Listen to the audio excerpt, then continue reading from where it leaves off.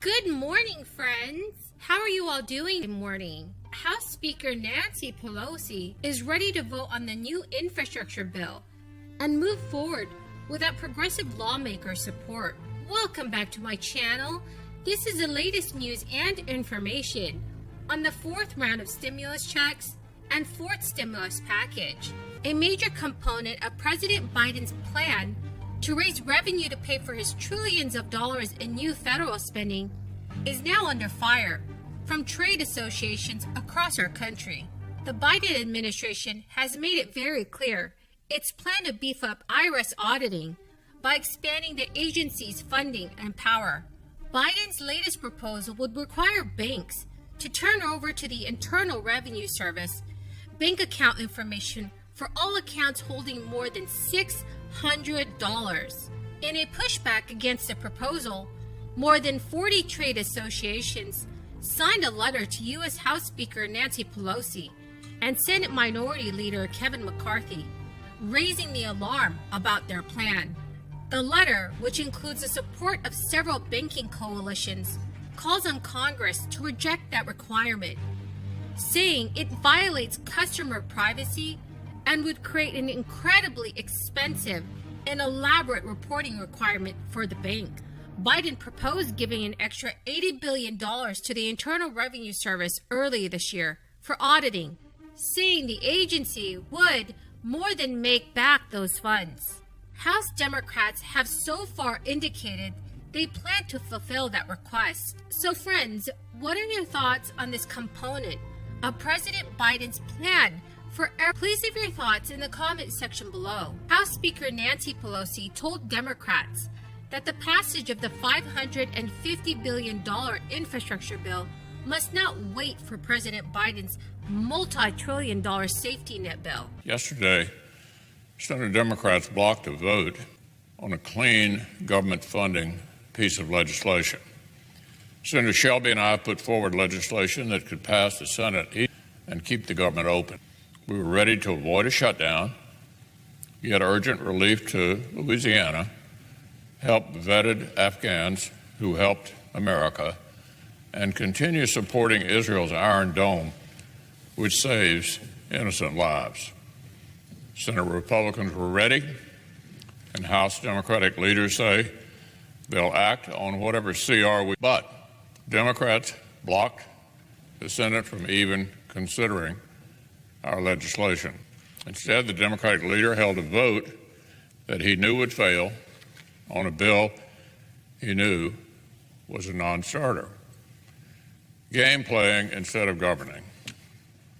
So look, Mr. President, for more than 2 months, Republicans have explained that the unified Democratic Party government will not get bipartisan support for a debt limit hike while they write a partisan taxing and spending spree behind closed doors. It's as simple as that. Bipartisanship isn't a light switch that Democrats can switch on when they need to borrow money and flip off when they want to spend money. If Democrats want to use fast-track, party-line procedures to ram through trillions more in inflationary socialism, they'll have to use the same tools to handle the debt limit. They've known this for more than 2 months. I made it perfectly clear 2 months ago. The debt suspension that expired in August covered all the debt that had been actually accumulated by that date. Let me say that again. The debt suspension that expired in August covered all the debt that had been accumulated by that date. This is an argument not about the past. Saying the larger package is not ready for a vote. In a private caucus meeting, Pelosi said the party must make difficult choices because the dynamics have changed and Democrats have not yet agreed to a spending level. The remarks represent a significant reversal for Pelosi, who vowed in June that the House ain't going to vote on the infrastructure bill until the mega bill has passed the Senate. The development indicates that the vote on the Senate-passed infrastructure bill is likely to happen in the House on Thursday, whether or not there is a deal on the separate bill by then. which progressives have demanded to win their votes for it. But it's not clear that the infrastructure bill can pass the House, even if Pelosi calls the vote. Progressive House Democrats have threatened to vote down the infrastructure bill if the vote is held Thursday, before the mega bill is completed, fearing that centrist Democrats would seek to shrink or the larger bill if the bipartisan infrastructure measure passes.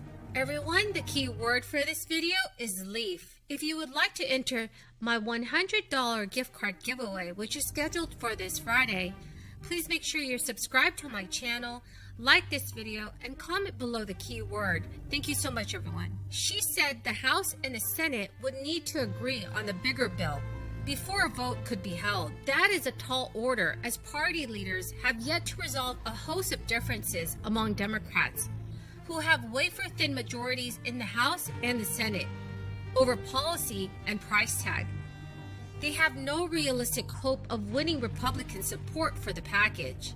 Despite her progressive roots, Pelosi has a history of protecting centrist members who tend to represent swing districts and therefore decide whether Democrats hold the House majority.